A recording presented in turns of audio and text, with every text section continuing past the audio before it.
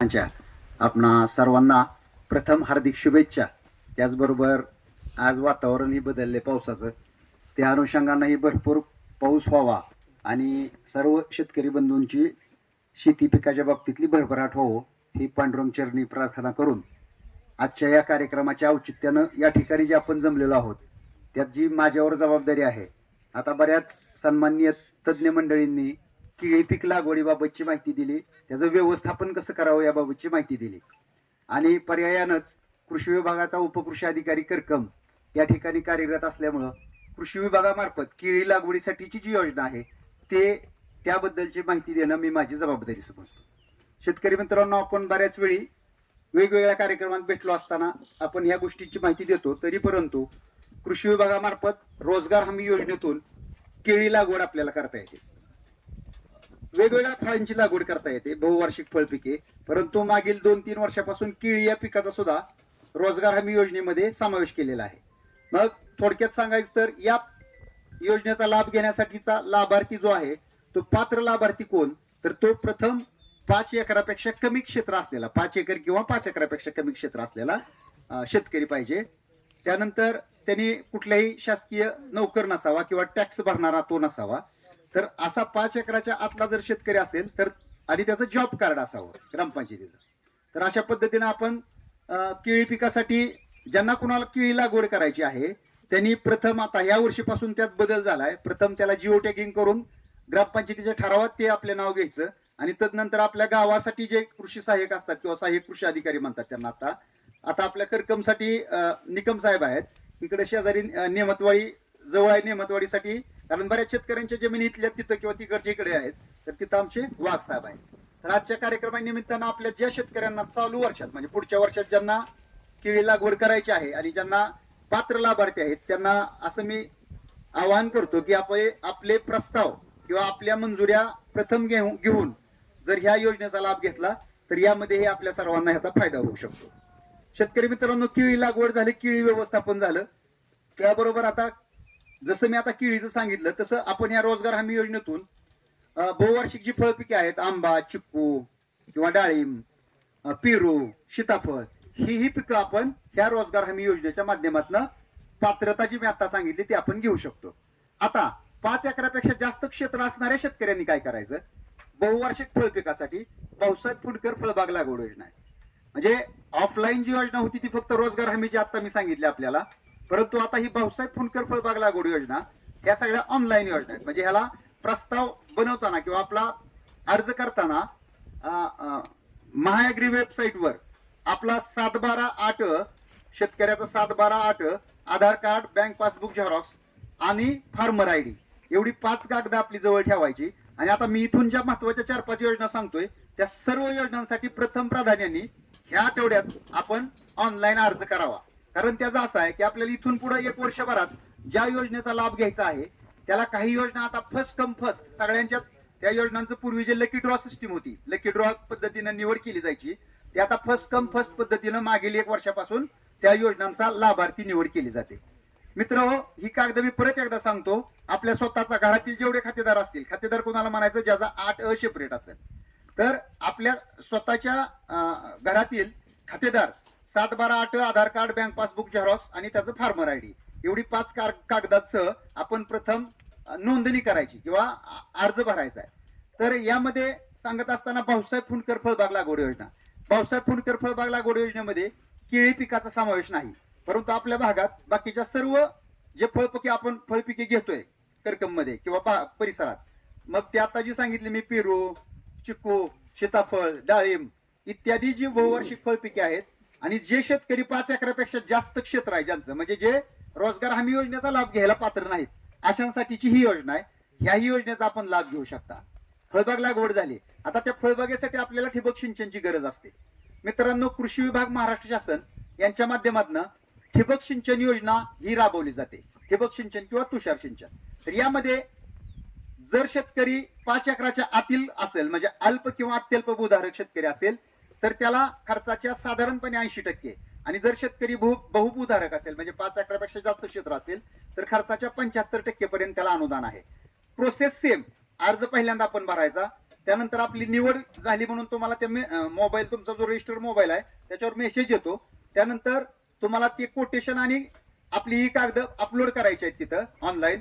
तदनंतर आपल्याला तालुका कृषी अधिकारी कार्यालयाकडनं पूर्वसंमती येते किंवा संमती पत्र येतं आपल्या मोबाईलवरच की बाबा त्या त्या घटकानुसार, म्हणजे ड्रीप असेल तर 15 दिवसात, शेततळ असेल तर 3 महिन्यात, त्या कालावधीनुसार पूर्ण करून घ्या आणि त्याचं बिल अपलोड करा.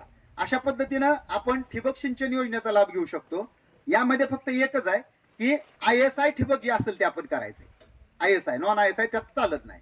आता ISI नॉन ISI जर आपण तसा बारीक विचार केला तर आपण खर्च जास्त होतोय म्हणून नॉन ISI कडे जर वळत असाल तर ती चूक कशी आहे, कारण इथं खत व्यवस्थापनातले तज्ज्ञ बरेच आहेत आमचे मित्र.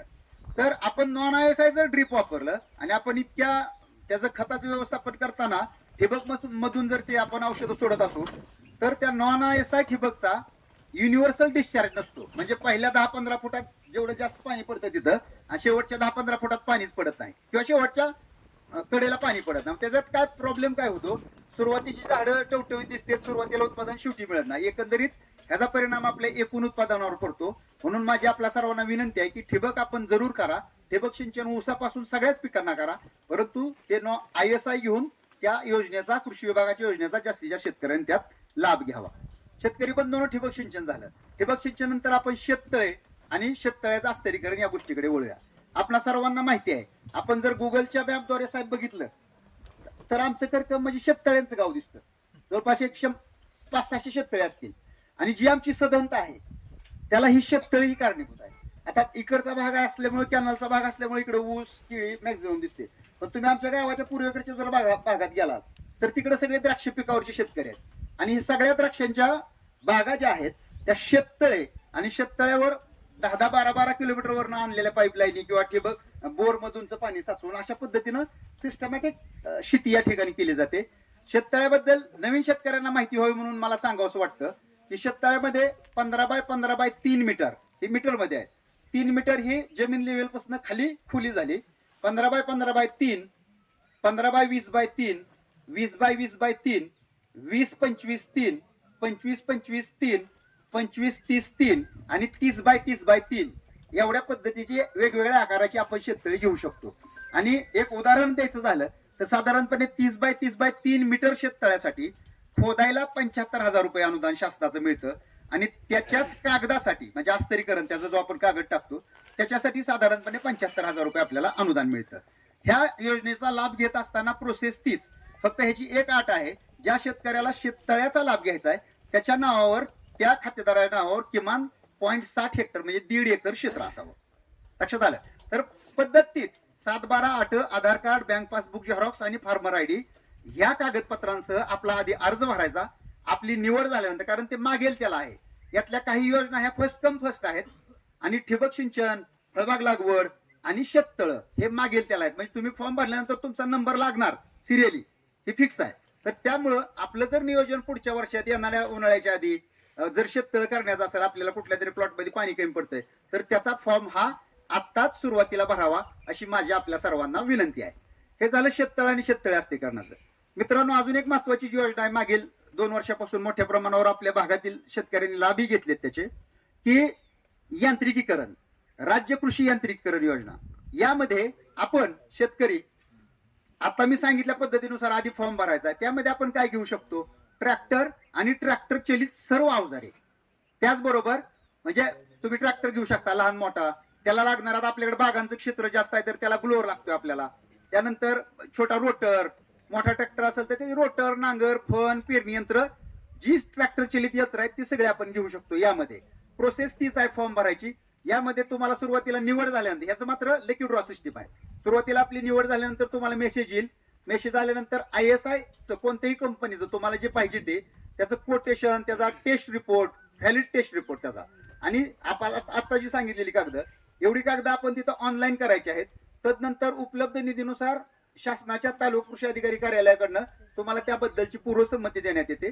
पूर्वसंमती मिळाल्यानंतर तुम्ही ते तेवढ्या कालावधीत खरेदी करायचं. त्यानंतर संबंधित अधिकारी त्याची मोका तपासणी करून आपला प्रस्ताव शिफारशीसह अनुदानाला पाठवतात आणि ते डायरेक्ट DBT मार्फत, म्हणजे डायरेक्ट तुमच्या अकाउंटला त्याचं अनुदान जमा होतं.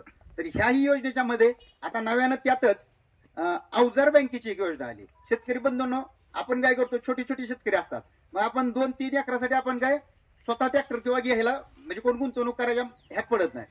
मग ह्या योजनेमध्ये, अवजार बँकेच्या योजनेमध्ये एक योजना आहे 10 लाख रुपये किमतीपर्यंतची, एक ट्रॅक्टर आणि 3 अवजार आपण घ्यायची. 10 लाख रुपये किमतीपर्यंत एक ट्रॅक्टर आणि 3 अवजार त्याला लागणारी, आणि त्याच्यासाठीचं अनुदान हीच प्रोसेस आहे. त्याच्यासाठीचं अनुदान साधारण 4 लाख रुपये आहे. त्याचबरोबर दुसरी अवजार बँकेतलीच दुसरी एक योजना आहे की 2 ट्रॅक्टर आणि 4 अवजार, 2 ट्रॅक्टर आणि 4 अवजार घ्यायची आपण, आणि ती 25 लाख रुपये किमतीची असावी. तर त्याला 10 लाख रुपये महाराष्ट्र शासनाकडनं अनुदान दिलं जातं. शेतकरी मित्रांनो, ही योजना आणण्याचं कारण असं की आपला जर एक गट असेल, आता गटाच्या शेतीच्या माध्यमातून ही शेती आपण करतो आहोत, तर तिथं त्या गटातील छोट्या छोट्या शेतकऱ्यांना ते आपण रेंटवर देऊन त्या शेतकऱ्यांना उपयोग होईल आणि तुमचाही ते एका शेतकऱ्याचा व्यवसाय होईल. अशा पद्धतीने ही यांत्रिकीकरणाची एक योजना आहे. त्यानंतर आता बाग लागवडीचं सांगितलं. आता शेतकरी मित्रांनो, यामध्ये महाविस्तारचं एक मला आपल्याला सांगायचं आहे. साहेबांनी आता सांगितलं सगळे, म्हणजे खासगी क्षेत्र असो किंवा गव्हर्नमेंट क्षेत्र असो, महाविस्तार AI ॲपच्या माध्यमातून घर बसल्या आपण जी मोबाईलवर वेळ घालवतो, आपल्या गावामध्ये साधारणपणे जवळजवळ 2000 ते 2500 शेतकऱ्यांचं आपण महाविस्तार AI ॲपचं रजिस्ट्रेशन ऑलरेडी केलेलं आहे. परंतु राहिलेल्या शेतकऱ्यांनी सुद्धा ते महाविस्तार AI ॲप ज्या माध्यमातून आपल्याला हवामान अंदाज, कुठली पिकं कुठली फळं लावावी किंवा पीक पद्धती काय घ्यावी, त्याचबरोबर सध्याच्या वातावरणानुसार काय फवारणी करावी, या सर्व गोष्टी त्या तज्ज्ञांमार्फत त्यावर आपल्याला सांगितल्या जातात. तर महाविस्तार AI ॲप आपल्या प्ले स्टोअरवरनं आपण आपल्या मोबाईलमध्ये ते डाउनलोड करून घ्यावं आणि त्या माहितीचा जास्तीत जास्त शेतकऱ्यांनी लाभ घ्यावा. शेतकरी मित्रांनो, फळपीक विमा योजना, त्याचं एक मी थोडक्यात तुम्हाला तारखा सांगतो. आता म्हणजे आपण केळी पीक लावतो किंवा बाकीची फळपिकं लावतो, यामध्ये आपल्याला विमा घ्यायचा असतो, परंतु ते आपल्याला तारखा निघून गेल्यानंतर लक्षात येतं. त्यासाठी मला आपल्याला आजच्या कार्यक्रमाच्या निमित्तानं सांगावंसं वाटतं की हे बघा, मृगबहाराचे संत्रा, द्राक्ष, पेरू, लिंबू, आपल्या भागातली जेवढी पिकं आहेत ती सांगतो मी. संत्रा, द्राक्ष, पेरू, लिंबू 14 जून पर्यंत त्याची मुदत होती. त्यानंतर मोसंबी 30 जून होती. डाळिंब 14 जुलै पर्यंत आहे. सीताफळ 31 जुलै पर्यंत आहे. त्यानंतर आंब्याबहार द्राक्षासाठी 15 ऑक्टोबर,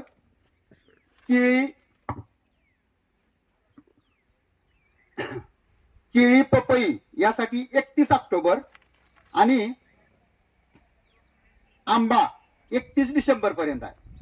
आंब्या बहारातलं डाळिंब 14 जानेवारी पर्यंत याची मुदत आहे. तरी शेतकऱ्यांनी, जास्तीत जास्त शेतकऱ्यांनी ह्या नैसर्गिक वातावरणात काही नुकसान होऊ नये, दुर्दैवाने झालं तरी त्याची भरपाई आपल्याला मिळावी म्हणून निश्चितपणे फळपीक लावल्यानंतर हे फळपीक विमा योजनेचा सुद्धा जास्तीत जास्त शेतकऱ्यांनी लाभ घ्यावा असे मी आपणा सर्वांना विनंती करतो. तर आजच्या या कार्यक्रमासाठी कृषी विभाग आणि ॲग्रोस्टार कंपनी, त्याचबरोबर आमचे मित्र दीपक कदम, मला वाटतं आमचा सलग आता हा 2ऱ्या वर्षाचा कार्यक्रम आहे. तर अतिशय चांगलं काम आहे त्यांचं केळी पिकात सुद्धा. केळी पिकातले आपले इथले शेतकरीच मुळात खूप प्रयोगशील आणि खूप प्रयत्नशील आहेत. गेल्या 7-8 वर्षापासून आम्ही याच भागात काम करतोय. त्यामुळे नवीन एखादी गोष्ट सांगायला इथं गेल्यानंतर साहेब, इथं अतिशय योग्य पद्धतीने त्याचा पाठपुरावा केला जातो. असंच आमच्या भागातले ते उमरे म्हणून गाव आहे. त्या उमरे गावामध्ये पूर्ण म्हणजे त्याच्या पायथ्याला नदी आणि उशाला कॅनॉल आहे उमऱ्याला. तर त्यामध्ये सगळं ऊसाचं आणि केळीचं पीक मॅक्झिमम यायचं. मग एक 4-5 वर्षापूर्वी आम्ही सर्व असताना तिथले काही तरुण शेतकरी आले. मग त्यांच्या असं डोक्यात होती की आपण पेरू लावूया का दुसरं एखादं पीक करू गटाच्या माध्यमातून. तर त्यात आम्ही KVK बारामतीला ती सगळी पोरं पाठवली आणि तिथे त्यांनी ड्रॅगन फ्रूटची माहिती घेतली. तर सांगायला खूप आनंद आणि अभिमान वाटतो. मागील 4-5 वर्षापासून 2-2 एकर क्षेत्रात 30-35 लाख रुपये ते ड्रॅगन फ्रूट त्यांनी विकले. मित्रांनो, तुम्ही माहिती काढू शकता. ती कानगुडे वगैरे आहे ना, ती वरची कंपनी समाधान कानगुडे असतील किंवा अजून किसन कानगुडे वगैरे आहेत तिथं गुरव रोडलाच आहे. म्हणजे ड्रॅगन पूर्वी कुठं कमी पाण्याच्या क्षेत्रात येत होतं, पण त्या पोरांनी तिथं आणलं, शेतकऱ्यांनी तिथं आणलं. त्यात त्यांचे कष्ट आहेत. पण तसंच मला असं वाटतं की ड्रॅगन हे पीक द्राक्ष पिकाला पर्यायी पीक ठरू शकतं. कारण खर्च तेवढाच आहे त्याचा सुरुवातीचा लागवडीचा 4 लाख रुपये एकरी त्याला खर्च येतो. परंतु द्राक्षाला जेवढी रिस्क आहे साहेब तेवढी ड्रॅगनला शून्य आहे एकदम. म्हणजे त्याच्या फवारण्या सुद्धा असून नसल्यासारख्या आहेत थोड्याशा. क्लायमॅटिक कंडिशन मधल्या बऱ्याच म्हणजे त्यात जर फरक झाला तर त्याच्यावर काही परिणाम होत नाही. आणि त्याला एक फळ 700 ते 800 ग्रॅमचं 600-700 ग्रॅमचं होते. तर त्या पद्धतीनं काही तरुण शेतकऱ्यांनी मला आजच्या आपल्या कृषी दिनाच्या निमित्तानं कृषी विभागाच्या वतीनं आपल्याला सर्वांना एक आवाहन करायचंय की काही तरुण शेतकऱ्यांनी 5-10 लोकांचा जर गट झाला